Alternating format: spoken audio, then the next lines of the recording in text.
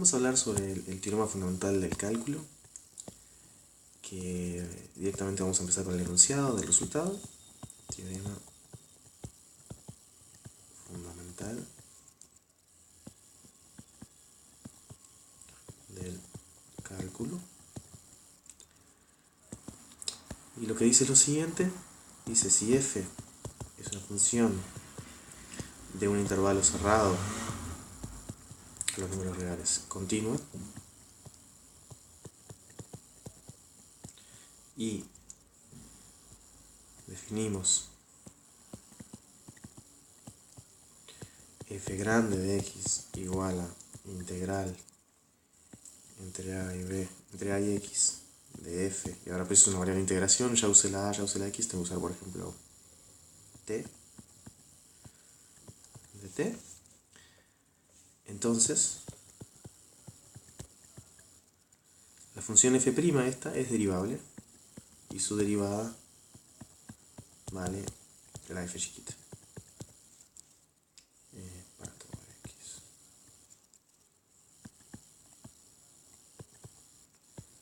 en el intervalo.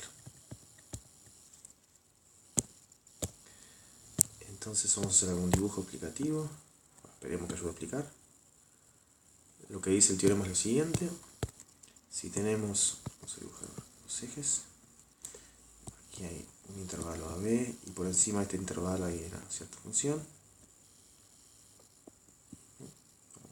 ¿sí?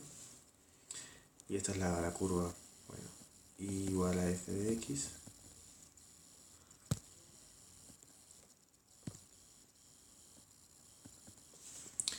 Entonces, si yo tomo un punto de x aquí, voy a definir la función f como esta cosa que está aquí, función f grande. Esto es lo que la definición de f grande de x. Y hacemos eso para cada x entre a y b, definimos f grande de x como una integral entre a y x, que está ahí dibujada. Y bueno, lo que está diciendo el teorema fundamental es que derivar f grande nos da f chiquita en este punto. Esta altura que está aquí es f chiquita de x. Esta es la altura de este segmento. Y esa es la derivada de la función f grande en el punto x. ¿Está? Que sería lo que uno pensaría si el gráfico continuara horizontal, ¿no? Si el gráfico continúa horizontal y sumarle cualquier cosa a x, le va a sumar f chiquita de x por ese ancho al valor de la f grande.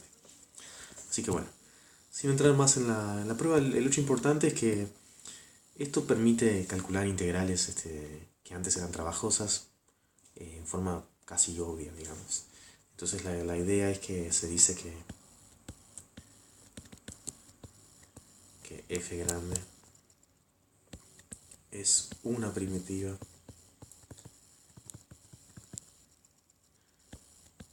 de f chiquita si f grande prima es igual a f chiquita. Esto es una definición. Entonces el teorema fundamental se podría enunciar diciendo que la función f grande que está aquí definida es una primitiva de f chiquita. ¿Está? ¿Y qué es lo que pasa?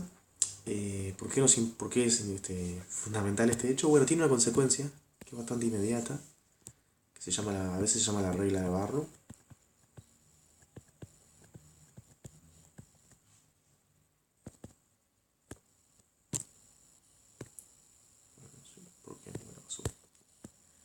La regla de Barrow dice que si f de AB en R es continuo y f grande es una primitiva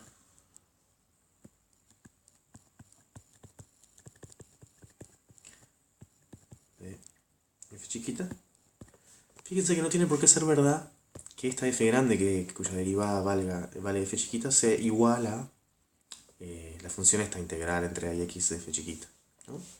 El enunciado teorema fundamental dice que si definimos f grande así, es una primitiva, pero hay otras primitivas, sumarle 5, sumarle 20. ¿Tá? Pero lo que sí es verdad que esta función que está aquí, la integral entre a y x, y una primitiva cualquiera, La diferencia de esas dos cosas, como las dos cosas tienen la misma derivada, su diferencia tiene derivada nula y por lo tanto es constante. Así que esta función f grande, que es una primitiva de f, a lo sumo difiere en una constante de esta otra primitiva que definimos aquí. ¿Tá? Y eso implica la siguiente consecuencia importante, que es que la integral entre a y b de f chiquita, puedo poner de cualquier cosa que yo quiera, voy a poner la x por ejemplo, es igual a f grande de b menos f grande de b. ¿Tá? ¿Y por qué vale esto? Bueno, esto se basa en la propiedad, que en realidad nunca hicimos la demostración de esta propiedad, pero no es difícil de hacer.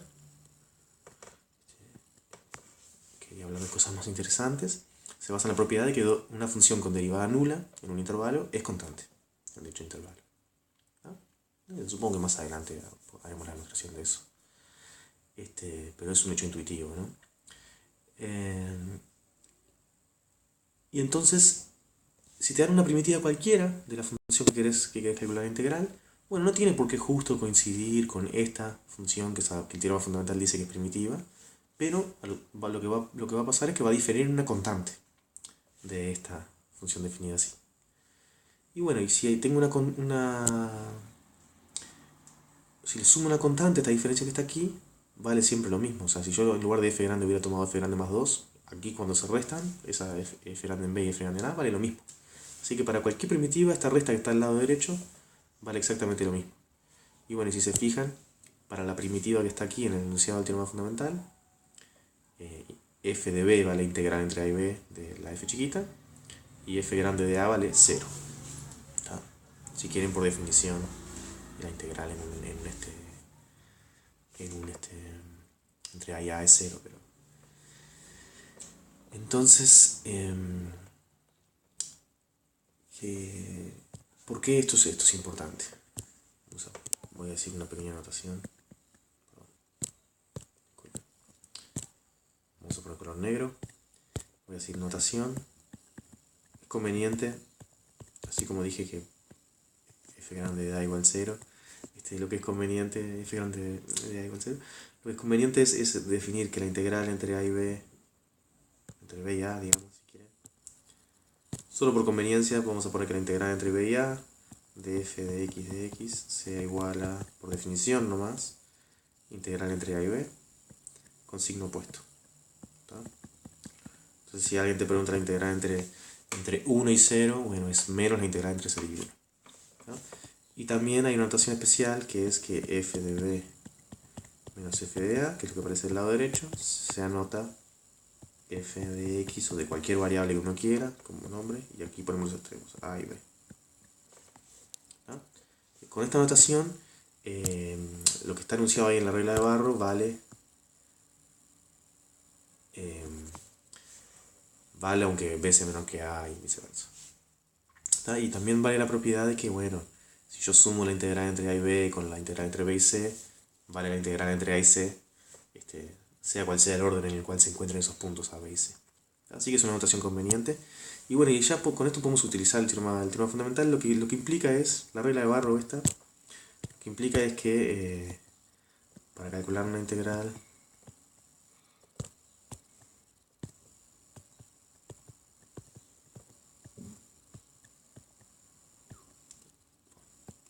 entre a y b de f alcanza con saber una primitiva cualquiera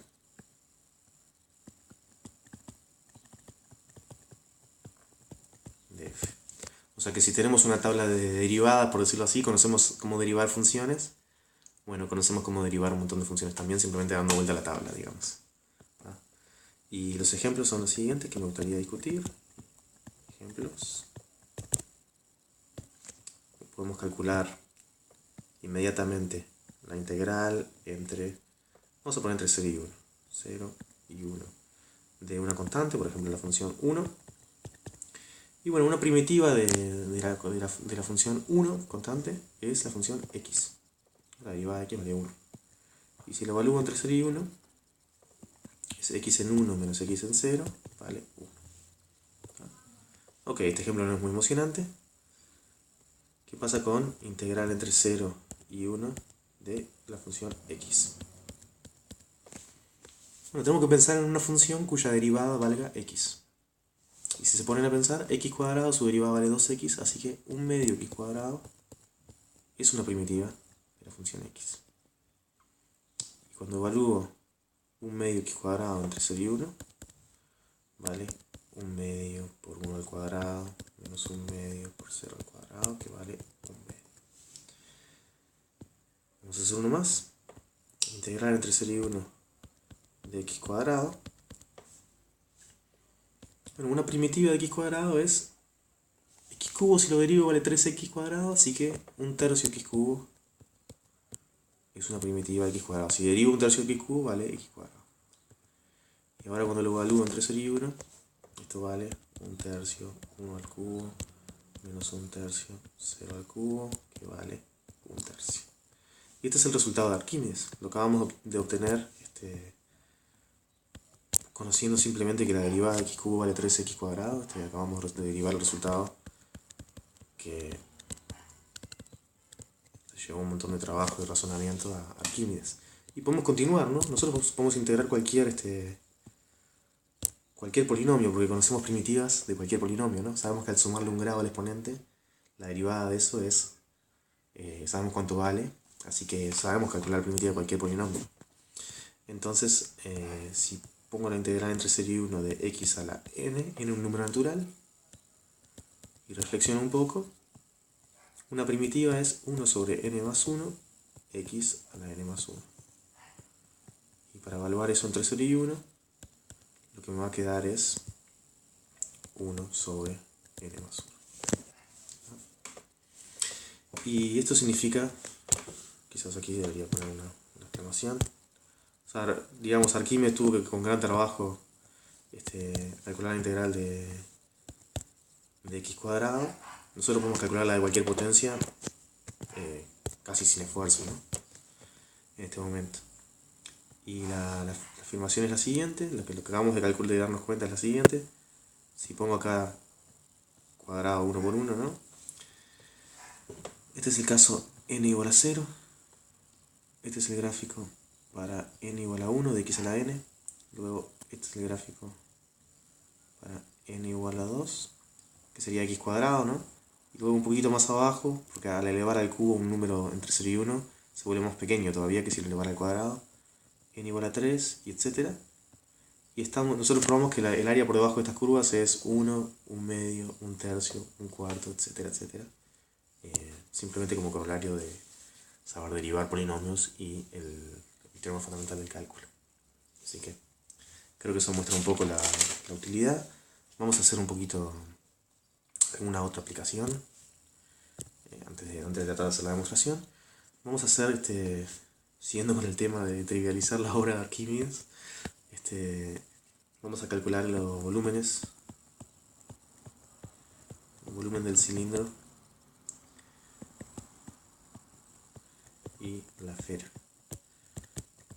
Supuestamente se dice que el resultado preferido que él había descubierto de Arquímedes era que si yo tengo un cilindro con base circular, ¿no? Y tengo una esfera que tiene la misma altura, está ahí metida,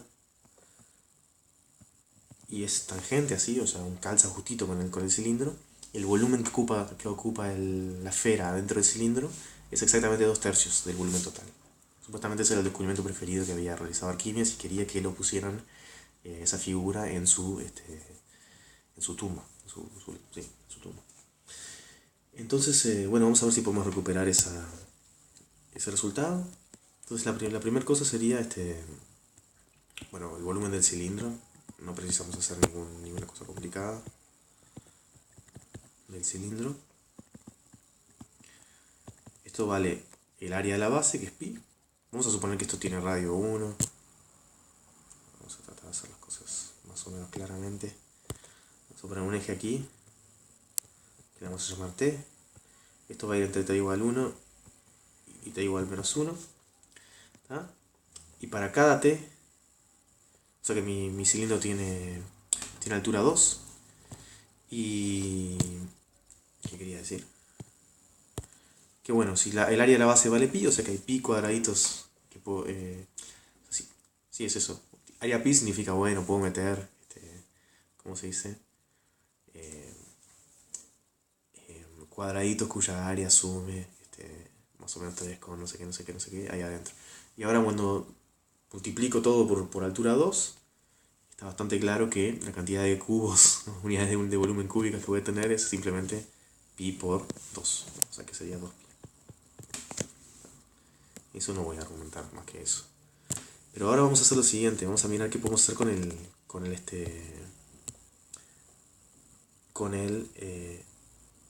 con la esfera. Entonces, para cada altura t, vamos a considerar un plano.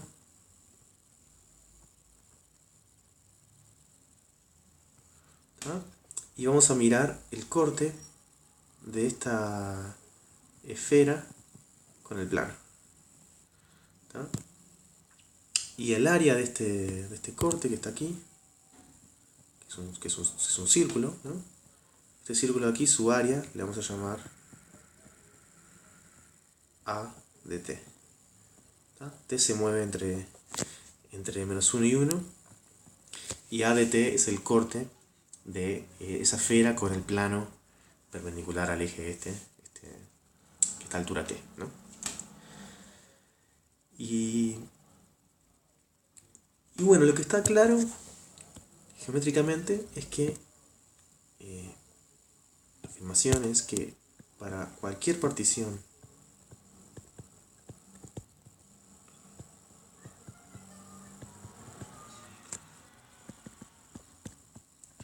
de menos 1 a 1 se cumple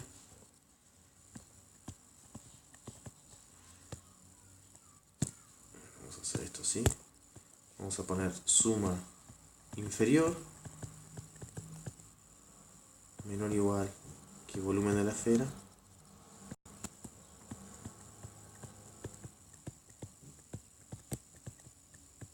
menor o igual que la suma superior. Y eso nomás hay que reflexionar un poco, pero esencialmente si partimos el intervalo en 7 intervalos y hacer la altura de cada uno de esos por la mínima área ADT de esos cortes en el intervalo, me calcula el volumen de un cilindro que está adentro de la esfera. O sea que una suma inferior corresponde a meter una cantidad finita de cilindros adentro de esa esfera, ¿no? Que no se solapan. Y una suma superior, si uno mira, vamos a estar usando la máxima área, la área del máximo de este círculo de corte en cada subintervalito, y eso corresponde a un cilindro que contiene la esfera. Así que el volumen de la esfera tiene que estar entre medio de las sumas de volúmenes de esos cilindros.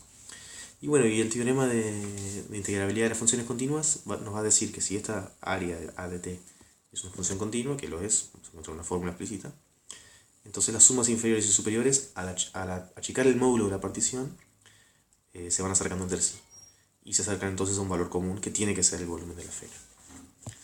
Así que nos alcanza simplemente con calcular A de t, deducimos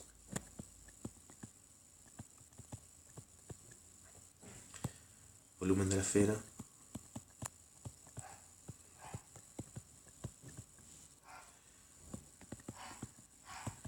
igual integral entre menos 1 y 1 de A de t de t. Y bueno, ¿y cuánto vale A de t? Bueno, no es muy difícil averiguar cuánto vale A de t. Hay que trazar un segmento desde el centro de la esfera hasta el centro del disco S, y ese mide t. ¿tá? Si t es positivo o negativo, mide el valor absoluto de t. Y luego esto que está aquí mide 1. ¿tá? Y el radio que nos interesa para calcular el radio de ese disco es esa cuestión que está ahí. Entonces va a ser fácil para ustedes, usando Pitágoras, darse cuenta de que el radio de ese disco verde al cuadrado es 1 menos t cuadrado. Y por lo tanto el área del círculo es pi por 1 menos t cuadrado de t. Y eso significa que simplemente tengo que saber hallar una primitiva de un polinomio. Y bueno, la primitiva de 1 es t y la de una primitiva de 1 es t y una primitiva de t cuadrado es un tercio t cubo, perdón. Y tengo que evaluar entre 0, menos 1 y 1. Para no equivocarse en la cuenta. Menos 1 y 1. Y ahora es donde nos vamos a equivocar en un signo seguro. El primer término vale pi por 1 menos 1 tercio por 1. Ahora tengo que restarle pi por menos 1 menos 1 tercio por menos 1 al cubo. Perdón, este 1 iba al cubo también. Obviamente no cambia nada, pero hay que... Y bueno, y esto es aquí, este menos por este menos va a dar más, y este menos por este menos, por los 3 menos adicionales. Esto es impar, así que vale menos 1 más... ahí me da un menos. Así que aquí adentro tengo menos 1 más 1 tercio, que es ¿cómo se dice? Menos 2 tercios, y lo estoy restando. Y aquí dentro tengo 2 tercios, así que es 2 tercios menos 2 tercios. ¿Verdad? Así que, si no me equivoco, esto me va a dar 4 tercios. Y obtenemos, entonces, volumen de la esfera dividido volumen del cilindro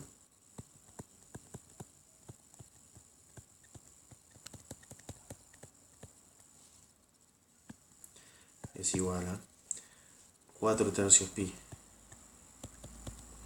dividido 2 pi. Los pi se van, el 4 se convierte en un 2 tercios.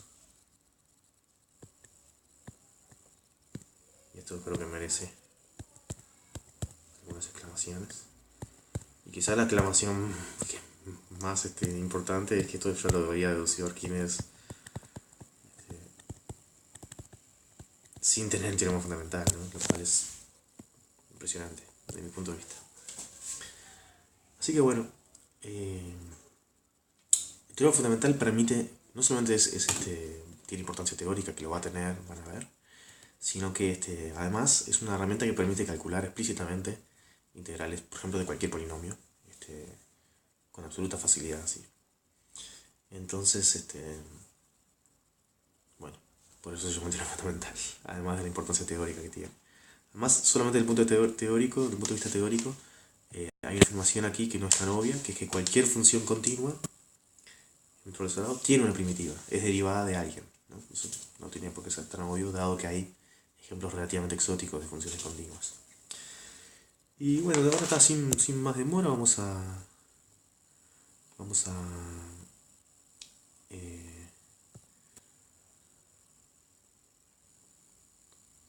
quizás quería mencionar una cosa antes de hacer la demostración, que es simplemente que esta regla de Barrow,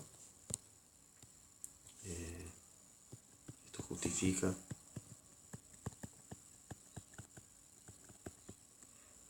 la interpretación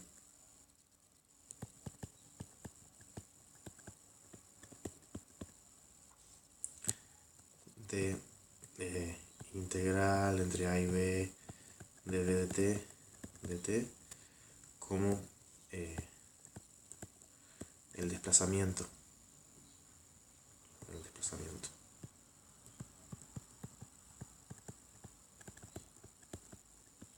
de un objeto con velocidad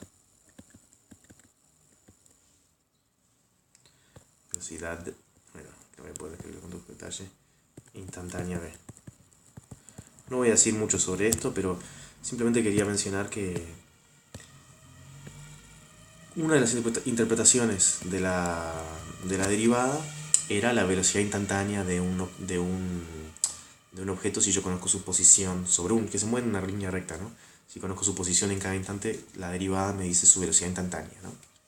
Y bueno, y esta interpretación me está diciendo que yo puedo pensar la integral como una operación al revés.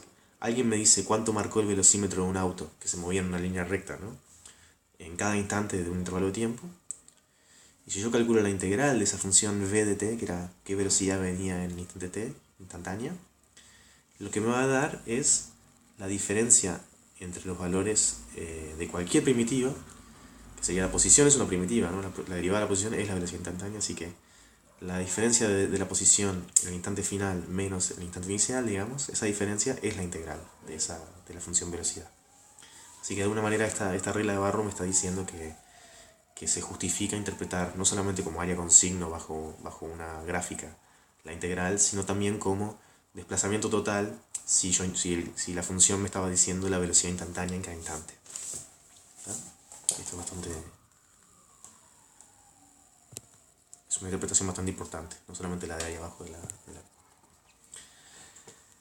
Y bueno, sin más demoras, entonces vamos a hacer la demostración para terminar este videito.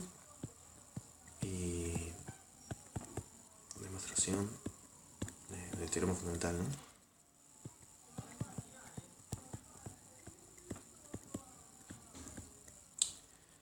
Fundamental. Bueno, hay que tener en algún lado este dibujo porque es lo que es. Que es cuando tengo A y B, y por acá encima hay una función que podrá cambiar de tamaño, yo qué sé. Y luego f de x vendría a ser el área hasta el tiempo x. Y bueno, lo que voy a querer hacer entonces es tratar de calcular cuánto vale si yo le sumo h al punto x, cuánto vale f de x más h menos f de x, no sé qué. Y entonces eso es un cálculo. Perdón, voy a repasar qué estamos tratando de mostrar, ¿no? Está dado una función f chiquita, aquí atrás. Está dada una función f chiquita y se definió la función f grande como integral entre a y x de la f chiquita. Y queremos mostrar que la f grande es derivable y que su derivada vale f chiquita. Así que lo que queremos hacer es, dado cualquier x en el intervalo, queremos calcular f de x más h menos f de x dividido h. Y ver qué pasa cuando tomo una sucesión de h's que nunca valen 0, pero que tienden a 0, ¿no? Entonces el primer paso simplemente es escribir f de x más h menos f de x dividido h. ¿Está? Y esto vale, por definición, la integral entre a y x más h de f chiquita. Hay que usar una variable nueva para la integración de t menos integral entre a y x de f chiquita de t, todo dividido h. Y por último se usa que la integral entre a y x más la integral entre x y h vale la integral entre a y x más h, para obtener que esto vale 1 sobre h integral entre x y x más h de f de t de t, ¿no? Ok, así que aquí bueno, uno está en el dibujo, estoy imaginando h positivo, pero podría ser negativo, y tenemos esa convención de cambio de signo para la integral y sigue valiendo esta fórmula, pero vamos a asumir siempre que h es positivo, ¿tá? En el caso negativo se podría discutir aparte, pero con la notación que dimos bastante conveniente, en realidad queda todo lo que digo ahora va a ser cierto para h positivo o negativo. Habría que verificarlo en dos casos, ¿no? Entonces la observación es la siguiente. Como 1 sobre h integral entre x y x más h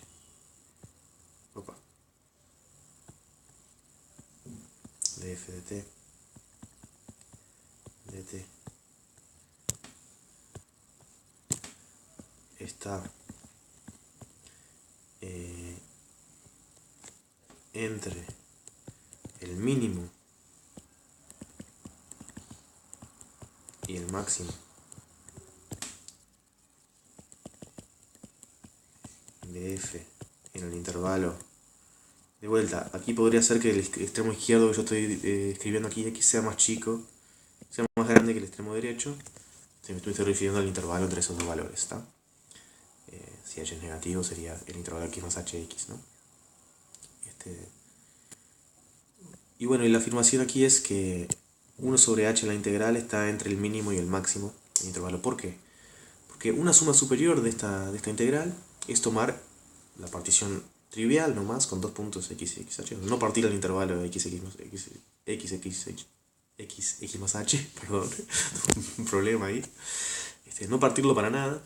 Y entonces una suma superior de esto sería simplemente máximo valor de f en el intervalo por el ancho del intervalo. Y ahora divido entre el ancho del intervalo, así que eso me daría el máximo valor de f. Y bueno, y una suma inferior sería el mínimo valor de f. ¿Tá? Otra forma de pensarlo es la siguiente. Siempre es verdad que si yo tengo una función que es más grande que otra en todos los puntos, la integral de la más grande va a ser mayor o igual que la más chica. ¿Tá? Y bueno, si f es menor o igual que un cierto valor, la integral de f en ese intervalo va a ser más chica o igual a ese valor por la longitud del intervalo, que sería la integral de la constante esa. Así que esta afirmación es así. Y cuando tengo un valor entre medio del mínimo y el máximo en una función continua, yo sé que se alcanza. Entonces puedo decir existe. Vamos a llamarle i, que depende de h, en el intervalo x más h, donde f de IH es igual a f de x más h menos f de x sobre h. Punto. ¿Ah? Bueno, esto que está aquí escrito es lo mismo que lo que escribí aquí, y es un número que está entre medio del mínimo y el máximo de la función f en el intervalo.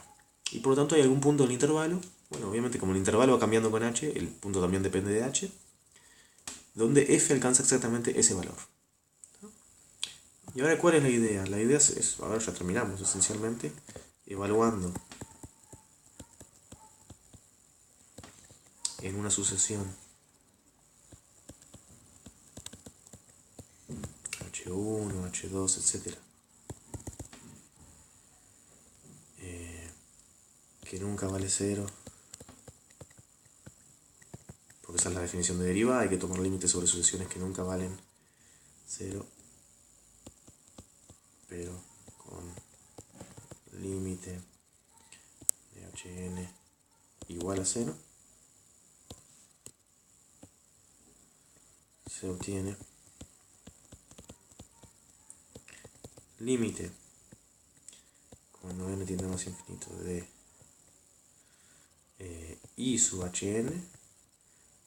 Esto es una sucesión donde el enésimo punto está en el intervalo x más Hn. Y como Hn tiende a 0, eso significa que esta sucesión tiende a x. Y por continuidad de f,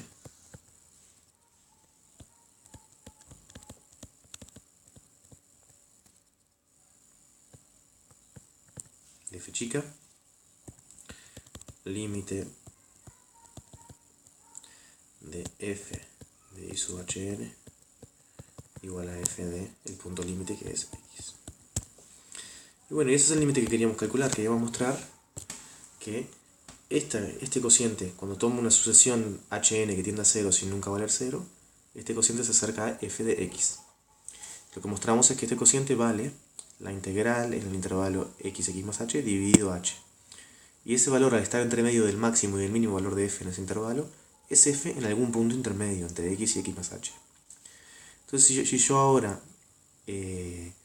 evalúo, tomo una sucesión de h's, h1, h2, etc., que tiende a 0, el punto i sub hn tiende a x, porque está en un intervalo cada vez más chiquito que contiene x. La longitud de este intervalo tiende a 0 y el i sub h está ahí adentro. Y entonces, por continuidad, f en esta sucesión de puntos tiende a f de x. Y eso implica que estos cocientes, al evaluar sobre una sucesión de h's que tiende a 0 sin nunca valer 0, tienden a f de x. Ese es el teorema fundamental del cálculo. Así que no sé si quería decir alguna cosa más. Creo que no. Simplemente que bueno, que este resultado tiene importancia teórica. Vamos a usarlo para justificar varias cosas, espero. Pero también tiene una importancia fundamental práctica. Este, una es el justificar el hecho de que la integral se puede interpretar como recuperar el desplazamiento a partir de la velocidad instantánea, ¿no? de una trayectoria. Y la otra es que en cualquier cálculo de una integral en la cual la función que estoy integrando conozco una primitiva, por ejemplo polinomios, que es fácil hacer primitiva de polinomios, bueno, puedo calcular la integral explícitamente usando la regla de Barr. Así que eso resuelve muchísimos problemas que hacer límite de sumas superiores e inferiores sería algo mucho más complicado. Así que bueno, con esto terminamos.